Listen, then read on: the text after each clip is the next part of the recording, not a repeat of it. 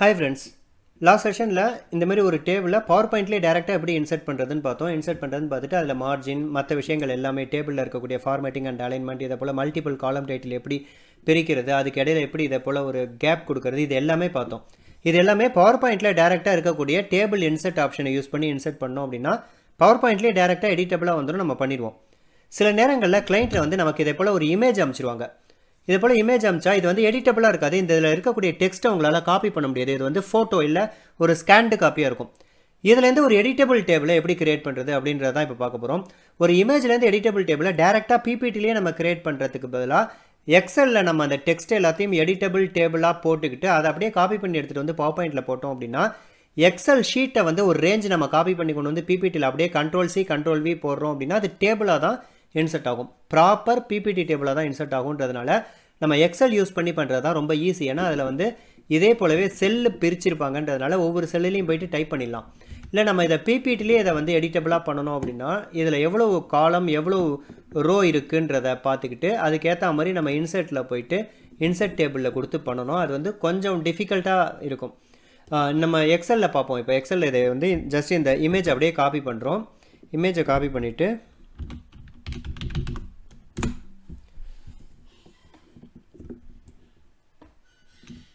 ஒரு XL file open பண்ணிவிட்டு அதில் அப்படியே Ctrl+V போட்டுறோம். பவர் பாயிண்ட்லேருந்து பேஸ்ட் பண்ண இமேஜை அப்படியே Ctrl+C Ctrl+V போட்டு இந்த இடத்துல நம்ம கீ தான் பண்ணணும். ஏன்னா இது வந்து ஃபோட்டோவாக இருக்குன்றதுனால இதுலேருந்து டெக்ஸ்ட்டாக காப்பி பண்ண முடியாது. ஸோ இங்கே ஏதாவது ஒரு செல்லு, ஏன்னா இதை வந்து நீங்கள் எக்ஸலாகவே வச்சுக்க போகிறதில்ல, இதை வந்து பவர் பாயிண்ட் டேபிளாக தான் மாற்ற போகிறோன்றதுனால பிகினிங்லேருந்து பண்ணணும்னு அவசியம் இல்லை. ஏதாவது ஒரு செல்லில் வந்து கிளிக் பண்ணிவிட்டு இங்கேருந்து டைப் பண்ண ஆரம்பிச்சிடலாம்.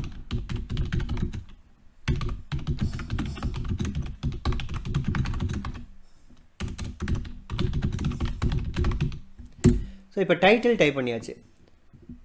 அடுத்தது வந்து இது வந்து மல்டிபிள் காலம் டைட்டில். நான் ஆல்ரெடி ஒரு செஷனில் எடுத்தேன் இல்லையா, இந்த 3 காலமுக்கும் சேர்த்து இது டைட்டில்ன்றதுனால இது வந்து மல்டிபிள் காலம் டைட்டில்.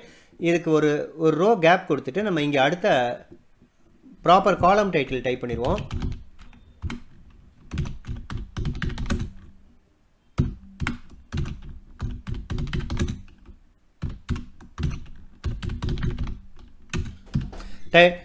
டைட்டில் டைப் பண்ணிவிட்டு இப்போது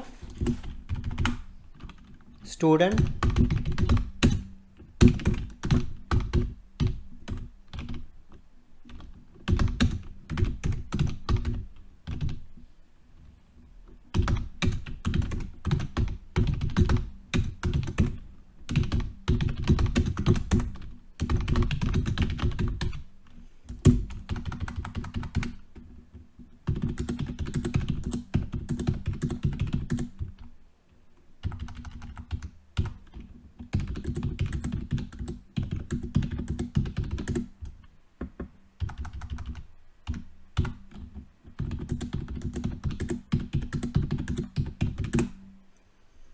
இப்போ நம்ம ஆல்மோஸ்ட் எல்லாத்தையும் டைப் பண்ணிட்டோம் எக்ஸப்ட் த மல்டிபிள் காலம் டைட்டில். இப்போ இந்த 3 காலமுக்கு தானே இது மல்டிபிள் காலம் டைட்டில். ஸோ இந்த 3ல் இருக்கக்கூடிய ஃபஸ்ட்டு காலமுக்கு மேலே வச்சு நம்ம டைப் பண்ணிடுறோம். சப்ஜெக்ட்ஸ்னு டைப் பண்ணிவிட்டு இந்த இடத்துலையே நம்ம ஃபார்மேட்டிங்லாம் பண்ணிட்டோம் அப்படின்னா பவர் பாயிண்ட்டில் போயிட்டு நம்ம பண்ண வேண்டிய அவசியம் இருக்காது. ஏன்னா இந்த இடத்துல ஃபார்மேட்டிங் பண்ணுறது ஈஸி. அப்படி இல்லை உங்களுக்கு வந்து பவர் பாயிண்ட்டில் எடுத்துகிட்டு போய் பண்ணுறது ஈஸியாக இருக்கும் அப்படின்னா இதை அப்படியே காப்பி பண்ணுறோம். ஃபஸ்ட்டு நான் வந்து எக்ஸல் எப்படி ஃபார்மேட் பண்ணுறதுன்னு சொல்லிடுறேன். இது எல்லாத்தையும் மர்ஜ் பண்ணோம் இல்லையா, அதுக்கு வந்து இதை செலக்ட் பண்ணிவிட்டு இங்கே ஹோமில் போய் பார்த்தீங்கன்னா மர்ஜ் அண்ட் சென்டர்னு இருக்கும். இதை ஜஸ்ட்டு கிளிக் பண்ணால் மர்ஜ் ஆகிடும். எனக்கு தெரிஞ்சு இதில் வந்து இந்த மர்ஜ் பண்ணுற மல்டிபிள் காலம் டைட்டில் தவிர பாக்கி எந்த ஒரு விஷயமும் இதில் பண்ண வேண்டிய அவசியம் இல்லை. இதை அப்படியே காப்பி பண்ணுறோம். Ctrl+C, உங்களுடைய பவர் பாயிண்ட்டில் போய்ட்டு அப்படியே Ctrl+V. நீங்கள் ஒரு எக்ஸல்லேருந்து Ctrl+C Ctrl+V போட்டிங்க அப்படின்னா அது வந்து பவர் பாயிண்ட் டேபிளாக தான் இருக்கும், எக்ஸல் டேபிளாக வராது. அது வந்து பேஸ்ட் ஸ்பெஷல்னு ஒரு ஆப்ஷன் இருக்குது, அதை யூஸ் பண்ணி எக்ஸல் ஸ்ப்ரெட்ஷீட்டாக போட்டால் மட்டும்தான் அது லிங்க்டு டேபிளாக வரும். இப்போ வரைக்கும் இது வந்து பவர் பாயிண்ட் டேபிள் தான். இந்த டேபிள் அப்படியே செலக்ட் பண்ணுறோம். டிசைனில் போயிட்டு no shading and no borders. So borders and shading எல்லாமே ரிமூவ் பண்ணிடும். இப்போ நம்ம ப்ராப்பராக வந்து இதுக்கு இதெல்லாம் கொடுக்க போகிறோம், எல்லாமே டேபிள் ப்ராப்பர்ட்டிஸ் எல்லாமே கொடுக்க போகிறோம். இது எல்லாத்தையும் செலக்ட் பண்ணி ஹோமில் போயிட்டு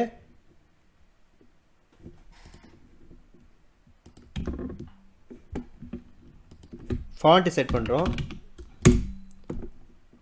தென் ஃபாண்ட்டோடைய சைஸ் வந்து 14. டைட்டில் மட்டும் 2 ஃபாண்ட் அதிகம் இருக்கணும் இல்லையா, அதனால் இதை போல்டு கொடுத்துட்டு இதை மட்டும் 16 ஆக்கிடுறேன். தென் காலம் டைட்டில் அண்ட் மல்டிபிள் காலம் டைட்டில்லாம் வந்து ஜஸ்ட் போல்டு ஃபேஸ் தான் இருக்கும், ஆனால் டேபிள் பாடி கண்டென்ட் என்ன ஃபாண்ட் இருக்கோ அதே ஃபாண்ட்டு தான் இருக்கும், அதனால் 14 வைக்கிறேன். இப்போ ஓரளவு ஃபார்மேட்டிங் முடிச்சாச்சு. நம்ம இதுக்கப்புறம் இந்த டேபிளை செலக்ட் பண்ணி ரைட் கிளிக் பண்ணி ஃபார்மேட் ஷேப்பில் போயிட்டு இங்கே டெக்ஸ்ட் பாக்ஸை சூஸ் பண்ணிங்க அப்படின்னா மார்ஜின் வந்து ரொம்ப கம்மியாக இருக்குது. ஸோ மார்ஜின் என்ன பண்ணுறோம், 0.3.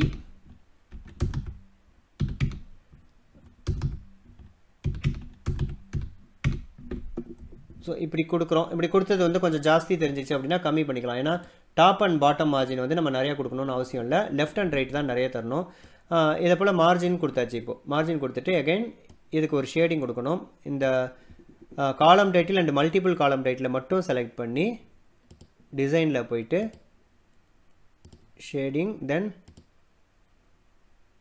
Colour white.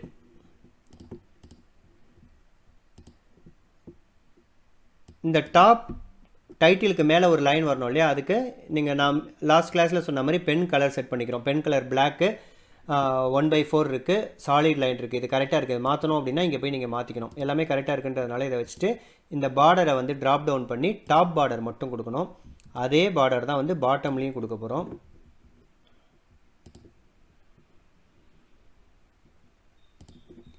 இப்போது இன்சைடு ஹாரிசாண்டல் பார்டருக்கு இது வரைக்கும் மட்டும்தான் செலக்ட் பண்ணணும். அதாவது கண்டென்ட் எங்கேருந்து ஸ்டார்ட் ஆகுதோ அங்கேருந்து மட்டும் செலக்ட் பண்ணிவிட்டு அதுக்கு ஒரு கிரே கலர்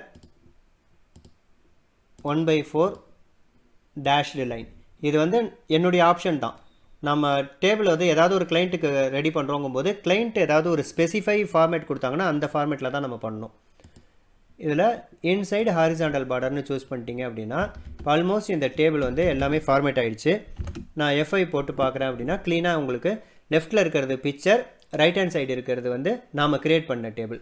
இதில் ஒரே ஒரு இது மிஸ் ஆகுது. இந்த மல்டிபிள் காலம் டீட்டெயிலுக்கு ஒரு லைன் கொடுக்கணும் இல்லையா, அங்கே இந்த இடத்துல நம்ம கிளிக் பண்ணி மவுஸ் மார்க்கரை வச்சுட்டு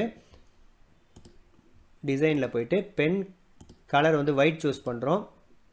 3/4 சாலிட் லைன் கொடுத்துட்டு பாட்டம் பார்டர் கொடுத்துட்டோம் அப்படின்னா இப்போது க்ளீனாக லெஃப்ட் பார்டர் கொடுத்துட்டேன், மை பேட், பாட்டம் பார்டர் கொடுத்துட்டேன் அப்படின்னா பாட்டமில் வந்து மல்டிபிள் காலம் டைட்டில் செக்ரிகேட் பண்ணுற அந்த லைன் கிடச்சிருது. இதில் அலைன்மெண்ட்டில் ஏதாவது சேஞ்சஸ் பார்க்குறீங்களா நீங்கள்? என்ன சேஞ்சஸ் அப்படின்னா காலம் டைட்டில் வந்து மிடில் அலைனில் இருக்குது, அதனுடைய வேல்யூஸ் வந்து ரைட் அலைனில் இருக்குது. ஆக்சுவலாக வேல்யூஸ் தான் ரைட் அலைனில் தான் இருக்கணும், இதுதான் கரெக்டு. வேல்யூஸ் ரைட் அலைனில் இருந்துச்சு அப்படின்னா அந்த வேல்யூஸ்க்கான டைட்டிலும் ரைட் அலைனில் தான் இருக்கணும். ஸோ இந்த டைட்டிலையும் செலக்ட் பண்ணுறோம்.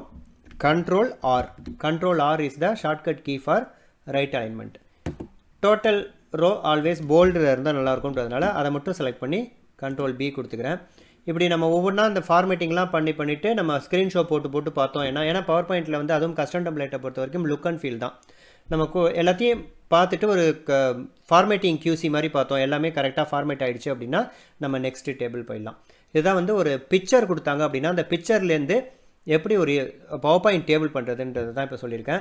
இதில் மூணாவது வந்து உங்களுக்கு சொல்லணும்னு அவசியம் இல்லை. ஏன்னா மூணாவது டேபிள் எப்படி வரும் அப்படின்னா எக்ஸலாக வரும் கிளைண்ட்டுக்கிட்டேருந்து. அந்த எக்ஸலை வந்து எப்படி பவர் பாயிண்ட்டில் போடுறது, இப்போ இதுக்கு பண்ண மாதிரி தான். இந்த பிக்சரை வந்து நான் எக்ஸலில் கீ பண்ணேன் இல்லையா, எக்ஸலில் கீ பண்ணிவிட்டு அதை அப்படியே காப்பி பண்ணி கொண்டு வந்து இங்கே Ctrl+C Ctrl+V போட்டேன் அப்படின்னா பவர் பாயிண்ட் டேபிளாக வரும். அதே போலவே எக்ஸலில் ஒரு டேட்டா கிளைண்ட் அனுப்புகிறாங்க அப்படின்னா அதை அப்படியே காப்பி பண்ணி எந்த ரேஞ்ச் வரைக்கும் உங்களுக்கு டேபிள் வேணுமோ அந்த ரேஞ்ச் வரைக்கும் Ctrl+C போட்டு பவர் பாயிண்ட்டில் வந்து Ctrl+V போட்டிங்கன்னா பவர் பாயிண்ட் டேபிளை வந்து ஃபார்மேட் பண்ண போகிறீங்க.